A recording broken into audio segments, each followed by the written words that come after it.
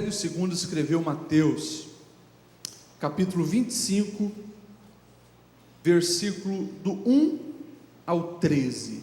Os irmãos acharam? Amém? Diz assim: o reino dos céus será, pois, semelhante a 10 virgens, que pegaram suas candeias e saíram para encontrar-se com o noivo. 5 delas eram insensatas, e 5 eram prudentes. As insensatas pegaram suas candeias, mas não levaram o óleo. As prudentes, porém, levaram óleo em vasilhas, junto com as suas candeias. O noivo demorou a chegar. Todas ficaram com sono e adormeceram. À meia-noite ouviu-se um grito: o noivo se aproxima, saiam para encontrá-lo. Então todas as virgens acordaram e prepararam suas candeias. As insensatas então disseram às prudentes: dê-nos um pouco do seu óleo, pois as nossas candeias estão se apagando. E elas responderam: não, pois pode ser que não haja suficiente para nós e para vocês. Vão e comprem óleo para vocês. E saindo elas então para comprar o óleo, chegou o noivo. As virgens que estavam preparadas entraram com ele para o banquete nupcial, e a porta se fechou.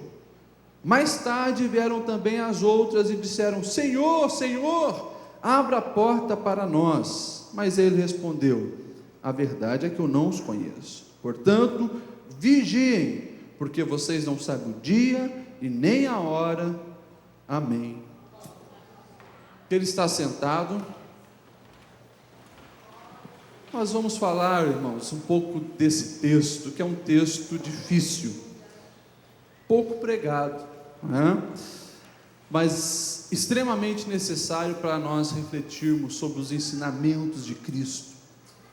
Essa semana, correu aí no famoso mundo gospel, né, a notícia da morte daquele pastor Harold Camping.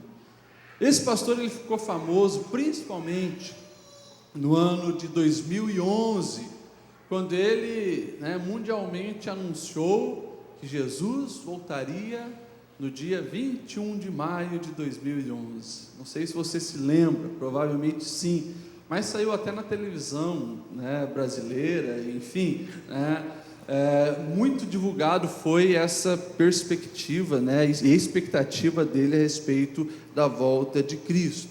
É claro que Jesus não voltou, a própria palavra diz que o dia e a hora ninguém sabia, mas esse pastor e tantos outros aí que já surgiram na história da igreja, quiseram estipular uma data para quando o Senhor voltaria. Infelizmente, eles acabam somando para que o índice de incredulidade de alguns aumentem, e muitos até hoje desacreditam na volta do Senhor. Essa parábola, ela fala justamente sobre esse assunto, e se nós olharmos o contexto, se você olhar os capítulos anteriores, você vai ver que tudo começa num diálogo, num bate-papo de Jesus com seus discípulos.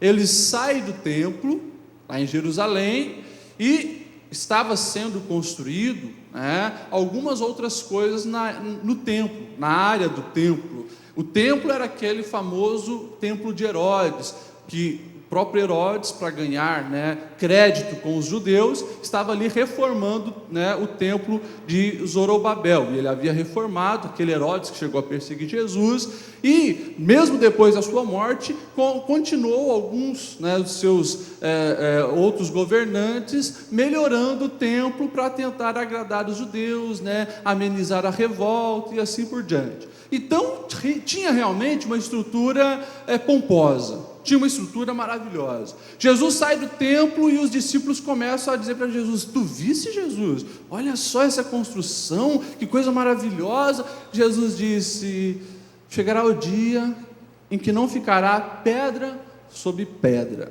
É claro que Jesus estava falando também do que aconteceria ali logo depois no cerco, quando os romanos cercariam Jerusalém e destruiriam Jerusalém no ano 70, mas estava também insinuando coisas futuras que aconteceriam.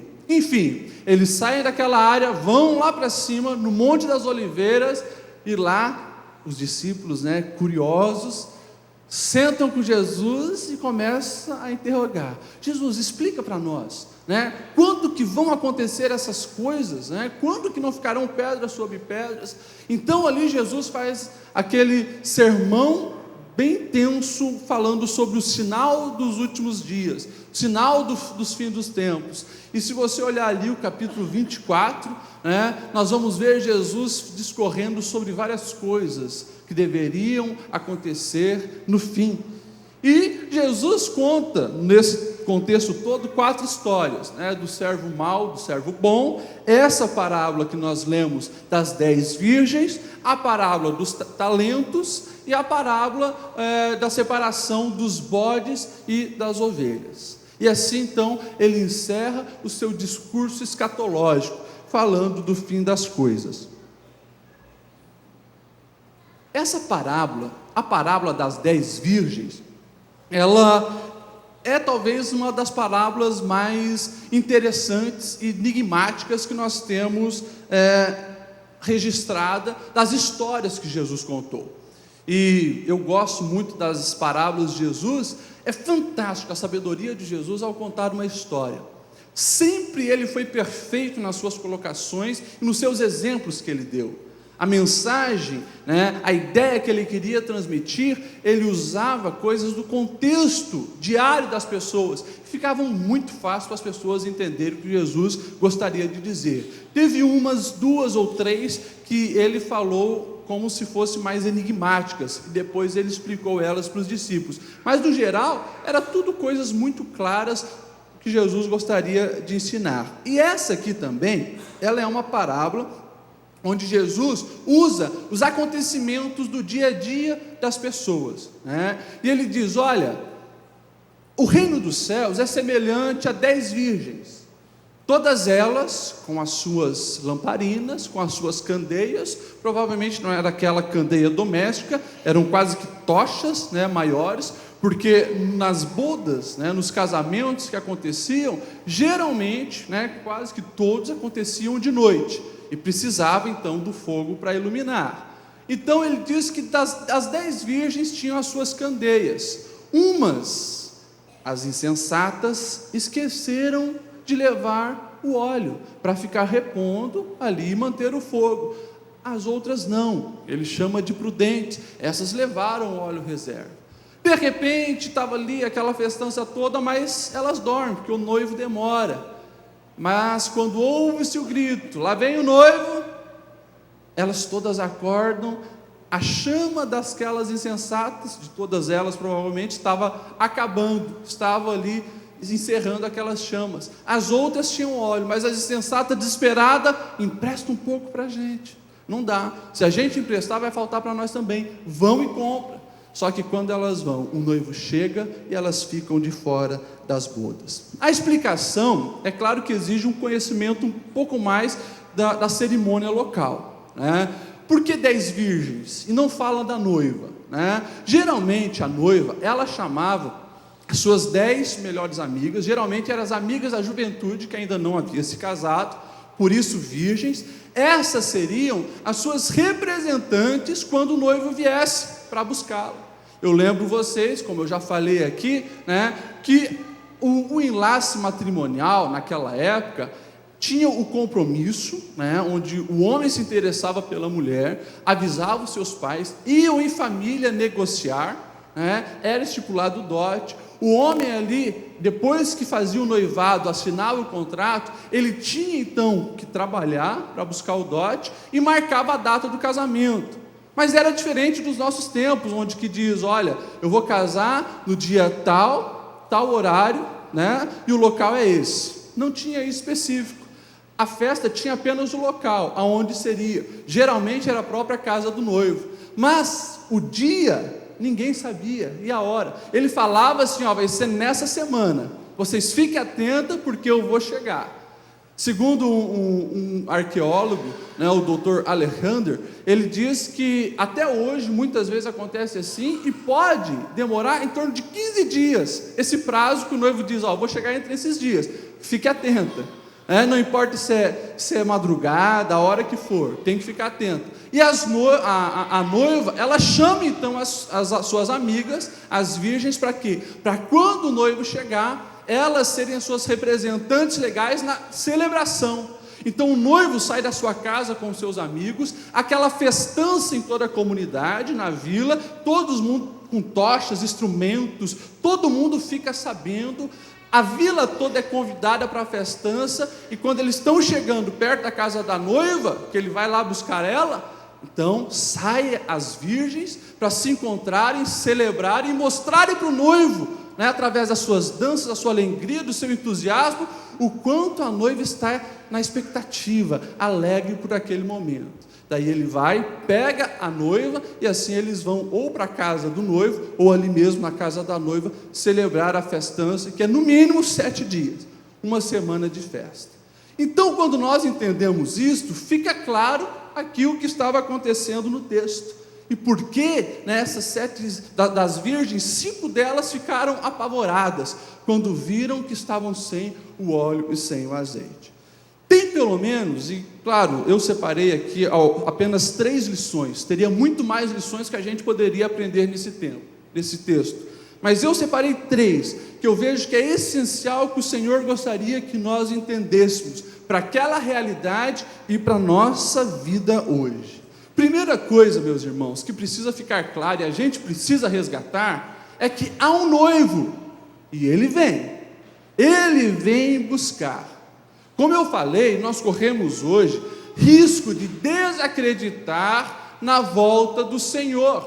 Nós temos visto até igrejas, alguns pastores, afirmando que provavelmente Jesus não volta mais.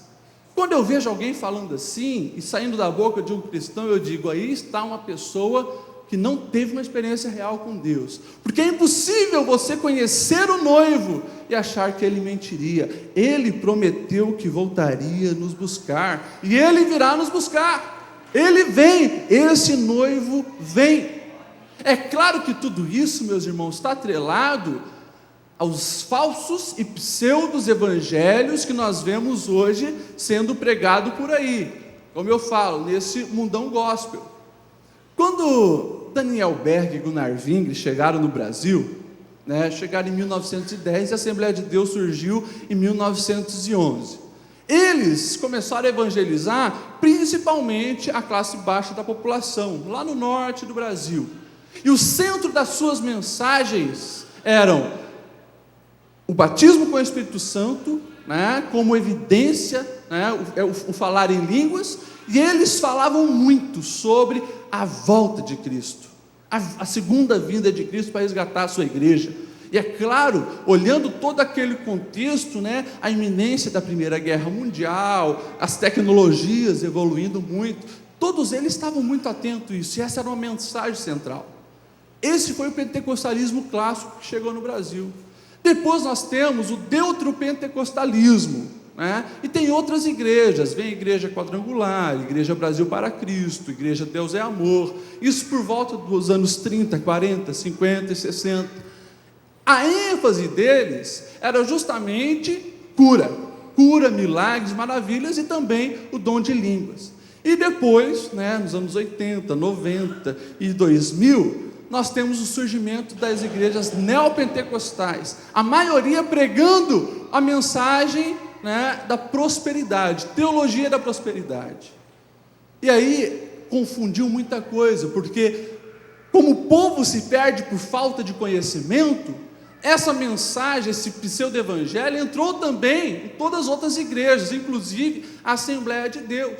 É uma igreja onde se perdeu a expectativa da volta de Cristo. Pelo contrário, como a ênfase está apenas nos bens, na aquisição, no que o Senhor pode dar, e não no meu relacionamento com o Senhor, para muitos cristãos hoje, cristão entre aspas, é claro, se Jesus voltasse, seria um balde de água fria. Se Jesus voltar hoje, corta meu barato, porque não sonha mais com a volta do Senhor, não sonha mais com o encontro com esse noivo. se sonha apenas com coisas materiais, né? Se o Senhor voltar, poxa, o meu sonho de adquirir minha Ferrari não acontece, a minha mansão não acontece, porque justamente quem está no trono não é mais a mensagem do Evangelho, mas é esse pseudo Evangelho.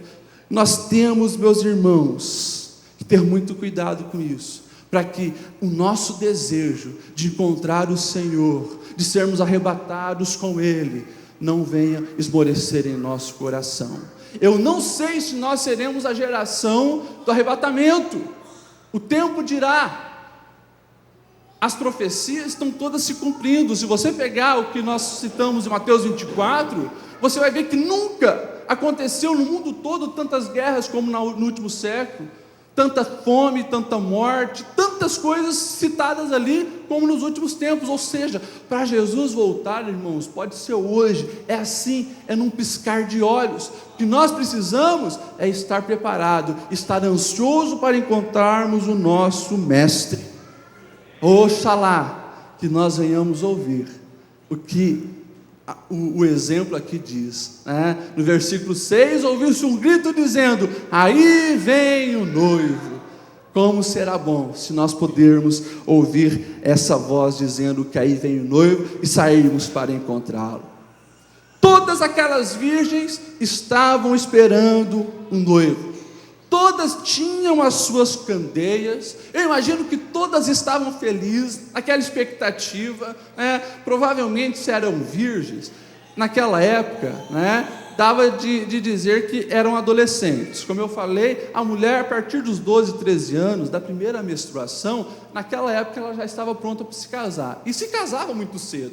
Era bem provável que aqui a maioria delas tinha menos de 15 anos, e essas moças deveriam estar naquela euforia, por mais que a adolescência, o termo pelo menos foi cunhado, bem recente, aquela coisa de garota deve, que estava ardendo ali no coração delas, a amiga casando, uma festa legal, todas estavam ali sabendo que o noivo viria buscar, mas nem todas estavam prontas para bodas do cordeiro, para bodas do noivo. Nem todas estavam prontas para a festa.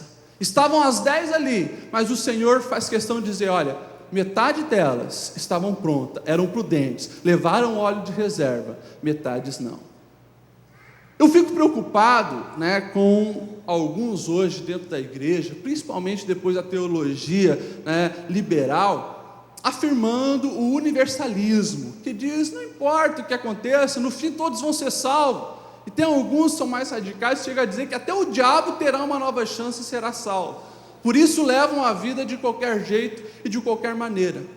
Quando nós olhamos para a palavra, todos os ensinamentos do Senhor, você vai ver Ele fazendo essa divisão entre aqueles que são verdadeiros e os que são falsos. Aqui ele diz: olha, tem virgens prudentes, estão prontas, mas tem virgens sensatas, vão ficar de fora. Se você se lembrar do joio e do trigo, o campo do Senhor estava lá, mas lá tinha joio e lá tinha trigo. Você vai se lembrar da parábola de Jesus dizendo que a rede é lançada ao mar e vem todo tipo de peixe, mas depois os pescadores fazem uma seleção, o que presta e o que não presta. E todas elas você vai vendo o Senhor dizendo: assim será o reino dos céus, assim é o reino de Deus. Você também pode se lembrar dos servos maus, servos bons, servos fiéis, servos infiéis. Enfim, meus irmãos, a verdade é a seguinte: o Senhor virá e Ele não vai separar os seus pela aparência.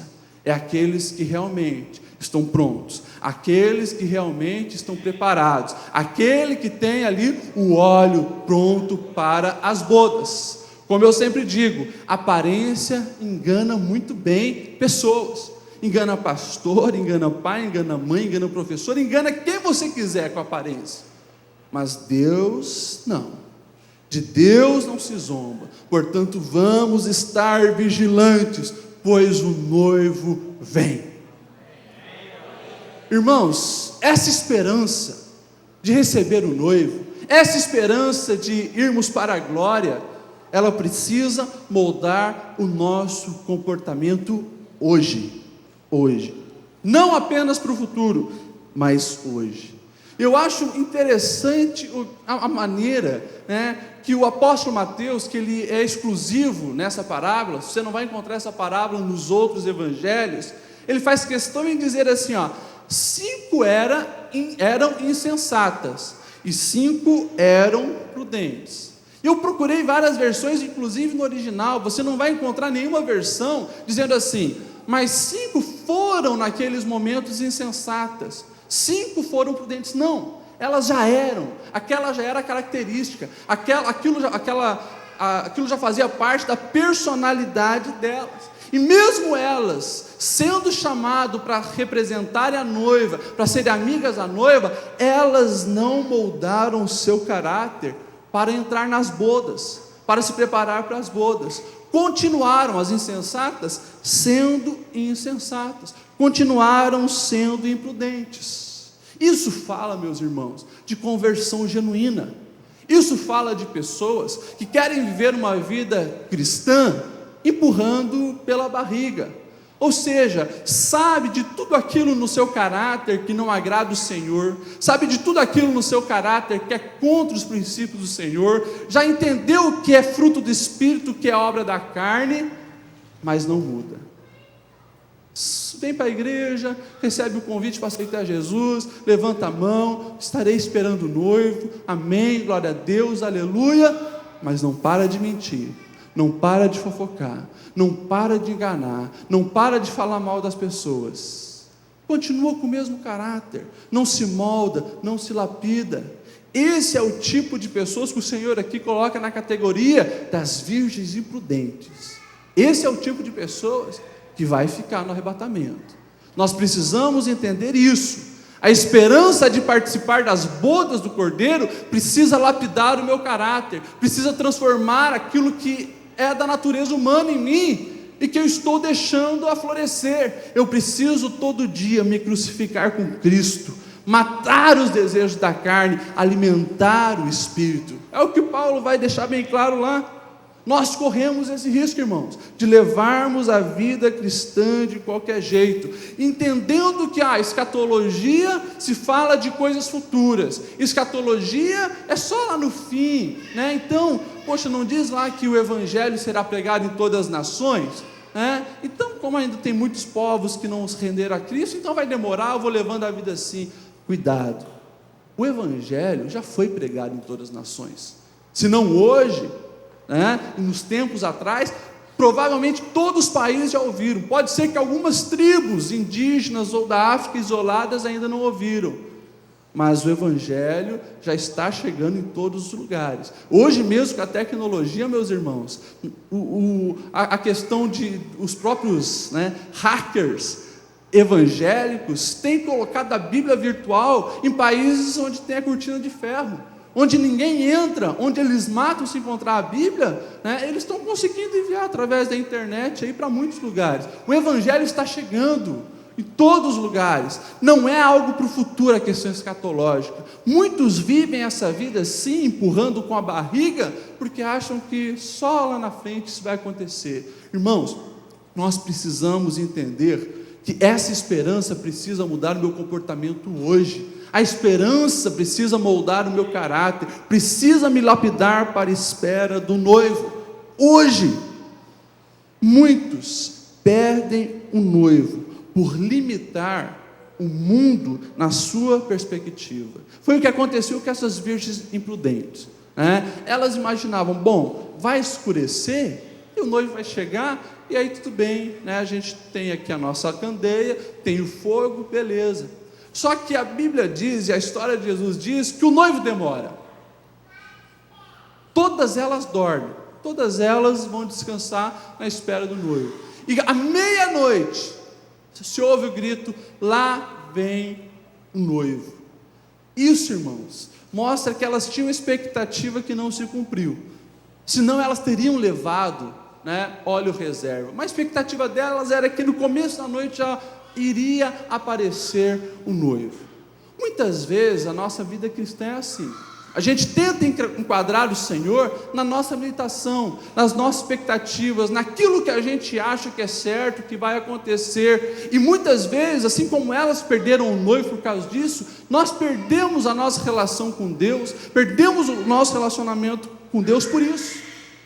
Pessoas que acham que a vida cristã pode ser levada desse jeito, são as pessoas que mais estão incapacitadas a esperar. Você vê aqui que justamente o fator espera é que revela quem é prudente e quem é imprudente. Se o Senhor viesse, por exemplo, dentro da expectativa de todas elas, no começo da noite, ninguém saberia que elas eram imprudentes. Imagine, todas elas estavam com a tocha acesa ali, raiou a noite, chegou o noivo, levou todo mundo para a festança, para as bodas. Mas o noivo não veio conforme a expectativa delas e elas tiveram que esperar. O tempo passou, mas elas não tinham óleo, elas não tinham aquilo que era essencial para quando o noivo viesse, elas poderem encontrá-lo na escuridão. E elas entraram aqui na categoria das imprudentes, porque não souberam esperar o tempo certo do noivo. Aqui, irmãos, dá a gente entrar e aplicar muitas coisas na nossa vida, porque nós somos aquela geração que não sabe esperar, e quem não espera se desespera, uma geração desesperada, que precisa de todas as coisas ali na hora, é a vida fast food, é a vida micro-ondas, tudo pronto, tudo na hora, tudo para já. E a vida espiritual não é desse jeito. O Senhor muitas vezes permite que a gente passe por provações, por problemas, e Ele exige que nós venhamos esperar, porque Ele sabe o tempo certo e o melhor para fazer na nossa vida.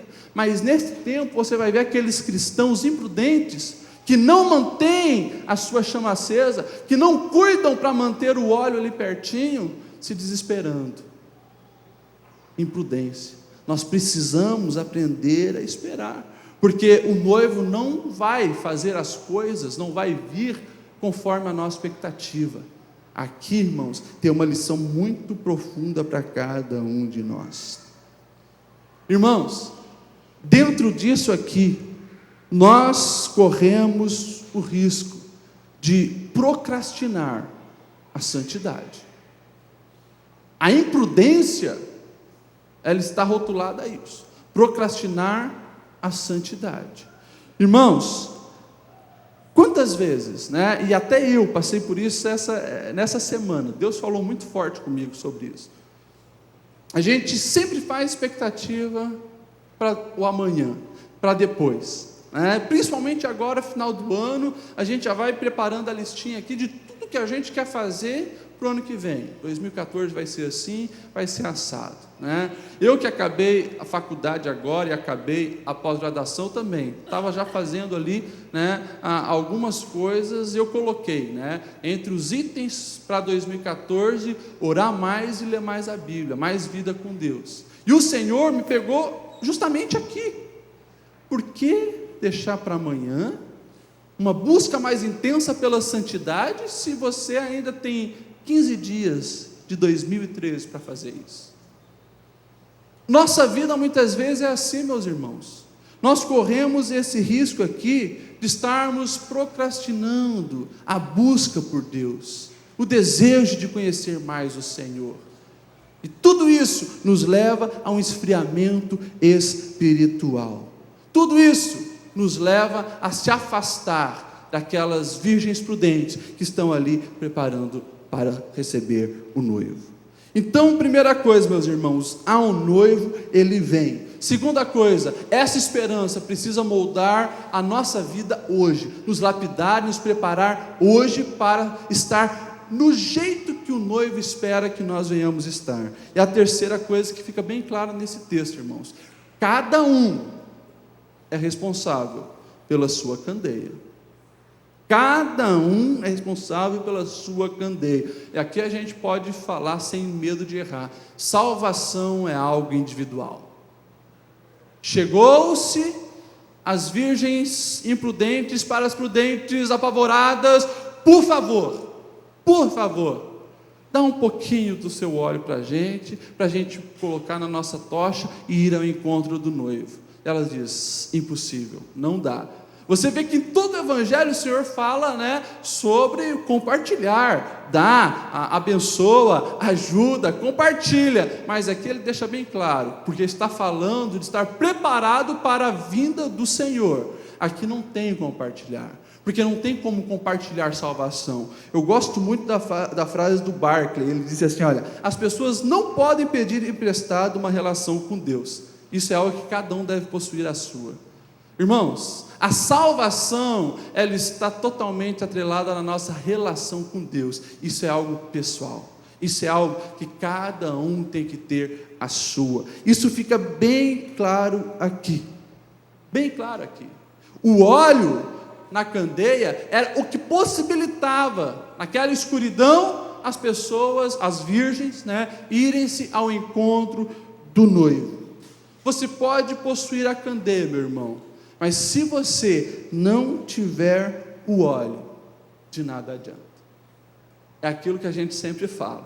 Você pode estar na igreja, você pode estar de terno, você pode ter o cartão da Assembleia de Deus, você pode levantar as mãos, falar em profecia, levantar as mãos no louvor, você pode tocar na banda, cantar no coral, estar na porta, você pode fazer o que for, sem o relacionamento com Deus, sem o óleo do Espírito Santo, sem essa coisa íntima, espiritual, na sua vida espiritual, o alimento espiritual, não tem jeito. Não tem relacionamento com Deus sem esse óleo. É interessante que a cada 15, 30 minutos, os historiadores dizem que elas precisavam estar ali, repondo o óleo na candeia para que a chama não apagasse. Ou seja, é quase o tempo todo você tem que estar ali repondo, colocando. E eu gosto dessa comparação que Jesus fez, porque ele deixa bem claro que vida cristã é um processo. Não tem, meus irmãos, essa coisa mágica de vir aqui na frente, levantei a mão aceitando Jesus, estou salvo e acabou. Pelo contrário, ali inicia-se um processo de cada dia dando um passo com o Senhor. Como eu citei há um mês atrás, Jesus, ele é o caminho. Ou seja, é um trajeto, não é uma construção onde a gente vai, chegou e pronto. Ele é um caminho que a gente precisa estar trilhando o tempo todo, buscando o tempo todo, se identificando o tempo todo, aprendendo o tempo todo. Vida cristã é um processo, e isso é o que vai gerando o nosso relacionamento com Deus. Isso vai mantendo a nossa candeia acesa, a nossa vida cristã. Irmãos, não tem como fugir do arroz e feijão do crente. É oração e a leitura de Bíblia. É oração e a leitura de Bíblia. É oração e a leitura de Bíblia. A gente lê a Bíblia para entender o Senhor, conhecer o Senhor, ver o seu agir sobre a história, e a gente dobra o joelho em oração para falar com Ele, ouvir Ele. É o que o pastor Alessandro pregou na terça-feira, é a gente estar em silêncio para ouvir o Senhor, aquietar o coração. É aquilo que Isaías diz: busque ao Senhor enquanto se pode achar, clame por Ele enquanto Ele está perto. É relacionamento com Deus. Isso mantém a nossa chama acesa. Isso é o óleo que vai realmente nos deixar prontos para quando chegar o noivo, a gente está lá, participando da festa, desfrutando desse momento abençoado. Não apenas naquela expectativa que se frustrou, porque a gente pensava que fazia parte das 10, mas o que realmente fazia a diferença, a gente não tinha. Chegará o dia em que será tarde demais. Muitos não gostam de ouvir isso, mas é o que a palavra diz. Chegará um dia em que não haverá mais chance. E o término dessa parábola, ela é dura. O Senhor foi duro. Ele disse: quando voltaram as 5 virgens prudentes para bodas, sabiam onde era, chegaram no local, bateram na porta, e essa resposta que ninguém gostaria de ouvir. O noivo respondeu: nunca vos conheci. Nunca vos conheci. Isso mostra que a vida cristã é um processo. Isso mostra, meus irmãos, que quando a gente decide, fazer parte da festa do Senhor, a gente precisa levar isso a sério. Não tem como deixar para ser crente no fim da nossa vida. Não tem como deixar para ser crente quando eu estiver bem velhinho. Não tem como deixar para ser crente na manhã. Eu preciso ser crente hoje. Eu preciso buscar a Deus hoje. Eu preciso estar preparado hoje. Eu preciso estar todos os dias ali, com o óleo pertinho de mim, orando, jejuando, buscando a Deus, conhecendo a sua palavra. Eu preciso estar preparado, porque senão corremos o risco do Senhor vir e a gente ficar, e ainda ouvir isso dele. Não tem mais jeito, ninguém entra mais, acabou-se. Vamos colocar em pé, meus irmãos. Eu quero encerrar com uma frase que eu li há algum tempo, esqueci de marcar quem foi o autor, mas ele disse assim: olha, viva como se Cristo tivesse morrido ontem, ressuscitado hoje e estivesse voltando amanhã. Isso aqui precisa pautar a nossa vida. Eu preciso viver sempre lembrando, é o que nós vamos fazer hoje através da Santa Ceia, lembrando que o Senhor, Ele morreu para me dar vida, Ele morreu para me resgatar, Ele morreu para me reconectar a Deus, Ele morreu no meu lugar para perdoar os meus pecados, me preparar para o que era plano do Senhor, desde a fundação do mundo, de vivermos para Ele, com Ele, desfrutando de paz, alegria, abundantemente. Eu preciso lembrar hoje que o Senhor, Ele está vivo, que Ele ressuscitou, esse noivo está vivo e virá nos buscar. Eu preciso estar sempre atento, porque pode ser hoje, pode ser agora, pode ser amanhã, mas se não vier daqui 100 anos, tiver alguém, creio que não, 50 anos, nós ainda estaremos lá, com o nosso óleo aqui pertinho, nos alimentando e vivendo uma vida cristã intensa, porque nós sabemos que a palavra dele não falha, ele não mente, e ele vem para nos buscar. E se nós não desfrutarmos do arrebatamento, iremos morrer, mas morremos aqui no corpo, agora estaremos vivos eternamente no Espírito, desfrutando daquele que nos salvou, de uma presença intensa, gloriosa, onde não haverá tristeza, angústia, mas é uma paz perfeita, é uma alegria plena, que estaremos desfrutando com o Senhor. Vale a pena levar sério a vida cristã, vale a pena, meus irmãos, orar, jejuar, viver uma vida intensa com o Senhor, para nós não sermos envergonhados, ficar do lado de fora. Seja perseverante, seja vigilante, não procrastine a santidade, viva de uma maneira santa, e você estará desfrutando de uma boa celebração e alegria com o nosso Rei. Feche seus olhos, nós vamos orar. Pastor Alessandro Aguiar estará fazendo essa oração. Louvado seja Deus. Obrigado, Jesus. Obrigado por tu despertar no nosso coração essa esperança esta noite. Obrigado por tu trazer em nossos corações a convicção que nós não estamos esquecidos. O noivo não abandonou a noiva. Há um tempo dado por ti para revelar as nossas essências, para revelar as nossas convicções. Que o teu Espírito possa nos moldar esta noite.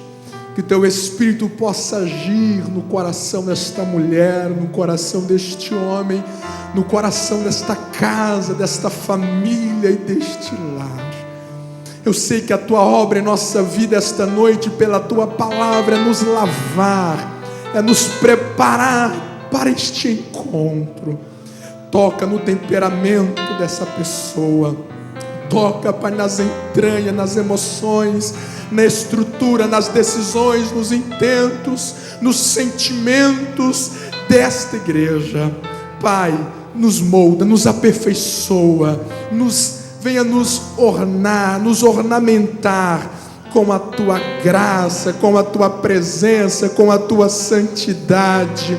que essa esperança venha trazer em nossos corações regozijo, compromisso com hoje, com agora, na tua palavra, com a nossa vocação. Deus, visita a minha geração com a lembrança deste encontro. Desperta esta geração para voltar a sonhar com arrebatamento, para voltar a ter alegria em te esperar todas as manhãs, todas as tardes e todas as noites. Pai, nos ajuda, Senhor, a ser tomado por esta convicção, com esta certeza, e nos molda, Senhor, que este sangue que participaremos, que essa carne que seremos alimentados, possa cada dia mais nos fortalecer, para encontrarmos contigo sem ruga, para encontrarmos contigo sem nenhuma mácula. Obrigado, Deus, por o Senhor tocar na nossa espiritualidade com essa verdade que nos faz celebrar a Ti, Pai. Muito obrigado, é o que nós te celebramos, em nome de Jesus, em nome de